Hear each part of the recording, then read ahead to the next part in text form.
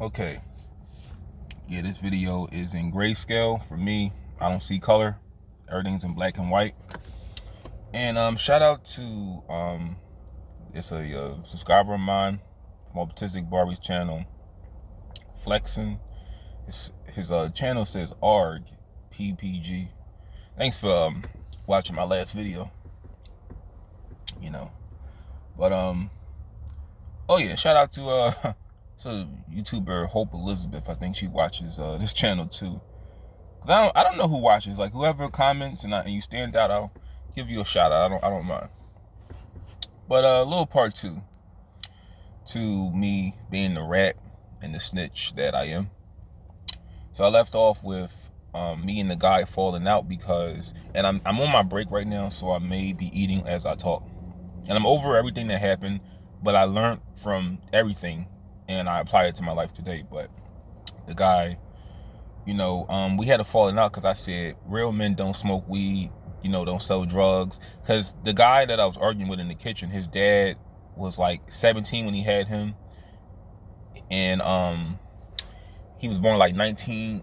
He had his dad had him.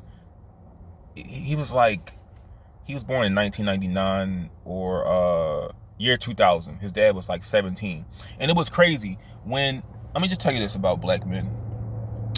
When women aren't around or other black men aren't around to intensify the argument, you can have a civil discussion with another black man, but if it's women around or other black men that are weak-minded, you will have the conversation can go left.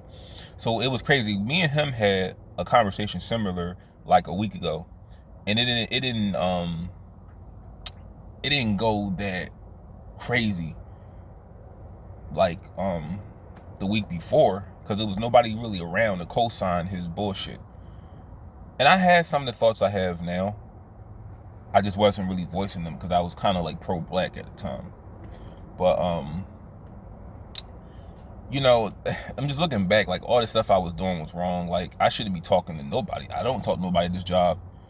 And I just really, I keep to myself at work. I just do my job, and I think I'm going to get hired at this temp agency. I mean, I wouldn't mind working this job 6-7 months because it pays pretty good money. But we were arguing, and me and the dude, we fell out, and we stopped talking to one another. We stopped communicating. Eventually, we got into like a heated argument. I was kind of taking shots at him, talking my mess, and I got under his skin really bad. Like, let me tell you this about men raised by their mothers. If you say anything that will trigger a reaction out of them, they will respond in violence no matter how old they get. If they already have a felony, it doesn't mean anything to them. They don't fear going back to jail. Prison is like a hotel for them in a lot of cases if they are pretty accustomed to going to prison. But I ran my mouth a lot back in the day, and he offered to beat my ass outside. He offered to, he was like, yo, bro, let's go outside right now. And I'm not gonna lie, I nutted up. The minute he said, let's go outside, I nutted up. My dick went right in my belly button. And I just said, oh, I kind of played the victim.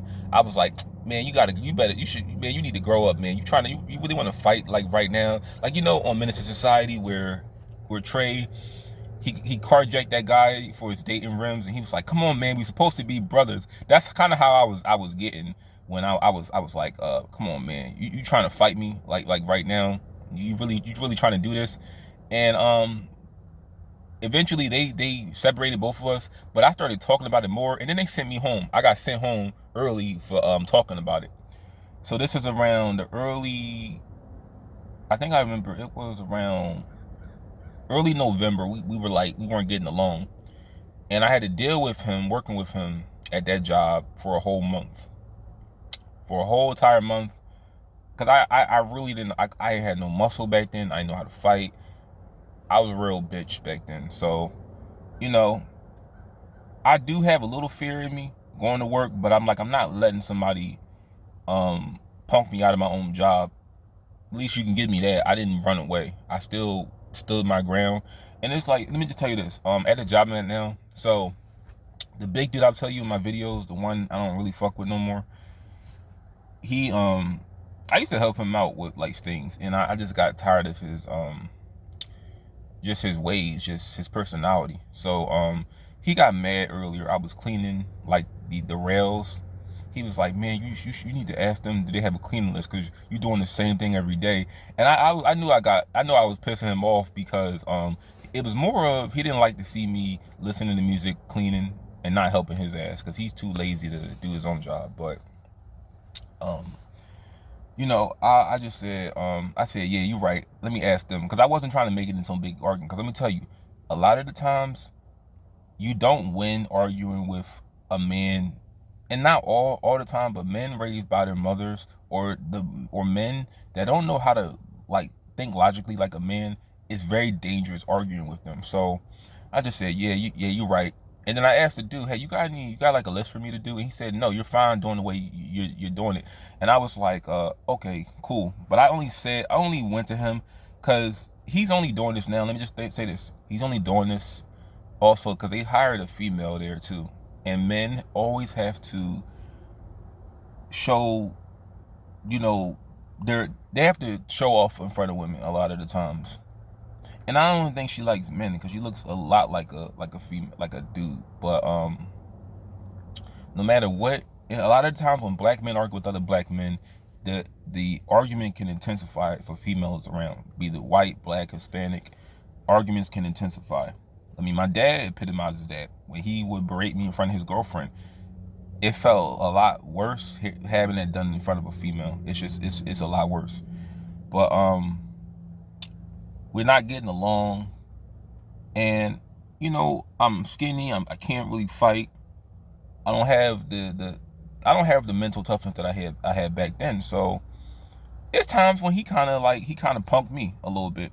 He punked me, and this is when, all right, the incident happens. So on December 31st, 2019, around like 3 o'clock, as 1090 Jake will illustrate, me and this dude, me and him are like washing the dishes, because we're trying to like get ready for like the dinner rush. Well, I didn't work overnight. I did 8 o'clock in the morning to 5 in the afternoon. When I worked there, I made like $11 an hour. There's no way in hell I would take a job like that today. I would never go anything under $14. I wouldn't take, because I have a car. Back in the day too, I caught the bus everywhere. When Philly was getting kind of bad that year, I was taking the bus. I didn't take the train. I took the 57 bus to my house, to Fern Rock. But around this time, you know, oh yeah, so back to the incident.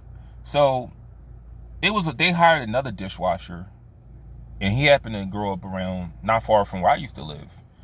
I never made an attempt to talk to him, because at this time, I'm gonna be honest, when I had that falling out with him, I began to have just like a dislike and a mistrust for other black people really strongly, and I'm gonna talk about that more in the next video. But so we're like trying to like get all the dishes clean, and you know, on my side of the dish area, I do like the metal pans, and his side, he does like the plates and the cups and the silverware and all that shit. Dude throws like a pan that belonged to me in my area. He threw that shit in my area. And then I just pick it up, I toss it right back over him. So, and I'm telling you, I'm over it. I kind of laugh at it today. So this is what happens. And if maybe you find this funny, I don't know. But he came over, he walked over like Stone Cold, walked over, and Vince did something to him on wrestling. He walked over, he jumped at me. I didn't flinch or nothing. The next thing I know, he went right upside my head. He punched me right in my temple. And I literally like get real dizzy, because I wasn't expecting that. And then he did it again, and then like the next thing I know, I'm getting real weak-legged, and I push him off, and he gets me like 3-4 times. And you know, the chef breaks up the fight. The chef breaks it up, and he got that. Let me tell you this why I'm laughing. He got all that out because what I said to him got under his skin that bad. And now, let me tell you right now, when I was out in Georgia, Wisconsin, and I had coworkers who made little sly remarks about me, I would get mad where I would want to do something to them. I didn't, but I had that anger built up in me. And I think what I said to him got under his skin so bad. So I'm all bloody. You can't know, you probably won't tell now, but I had a nasty cut on my right, like right here on my eyebrow. It was I think it's on this side because it healed up. It was on this side, I believe, but it healed up. And the blue hoodie that I wear sometimes in this video, well, in these videos, that's the very same hoodie that I had on when I had to when I got like beat the fuck up by this dude. And you know, I put the hood on because I had to walk to the train. I had no car.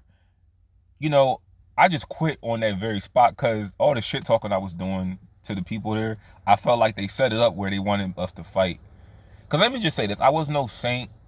I was talking a lot of mess about the chefs and the workers there. So I'm not saying that should have been like something I deserve, but let me say this. I needed to learn there are consequences for the things you say or you do to people. Just like some people have said things to me. They'll find out one day. But it would have been better if they just would have fired my ass. But I don't know why they didn't fire me. But you know, I made jokes. It was this dude. It was like a chef there who was bald headed. He looked like he looked just like the Big Show, but with ginger hair. I would call him Musclehead. And on Tuesdays, if they ran out of meat, I would call him Big Beanhead because that's like the alternative to meat for people that don't eat meat.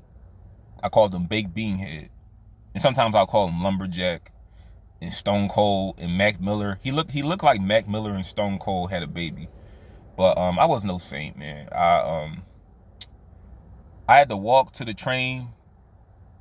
Yeah, I walked to the train, and I walked all the way to the 70 bus with blood, like literally literally blood dripping down my face. I had the hood on, and nobody really noticed me because if it was hot outside, it would have been worse because people would have saw me with like a big gash in my head. But it was so kind of like embarrassing.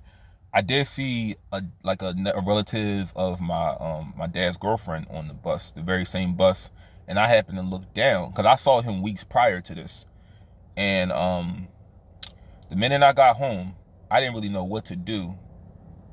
So I go in the bathroom, I wipe it up. I'm kind of in disbelief of what happened because I'm like, I just lost my job. Dude put hands on me. I don't know what to do. I don't know if I should like go to the hospital because I have insurance at the time. And fast forward around 7 p.m. because my mom was in her room and she didn't know what happened. But I just told her, this is like New Year's, by the way. I told her, well, I didn't tell her until later because I didn't have a phone at the time. I understand that too. I didn't have a phone. So I believe I sent her an email on my laptop. Yeah, I had a laptop too at the time. I told her through email that I was assaulted at work, and I called 911 and let them know because I didn't know this. Just say like, hey, like yeah, I'm gonna close the door. Somebody coming. I didn't know what to say. Let me eat this real quick.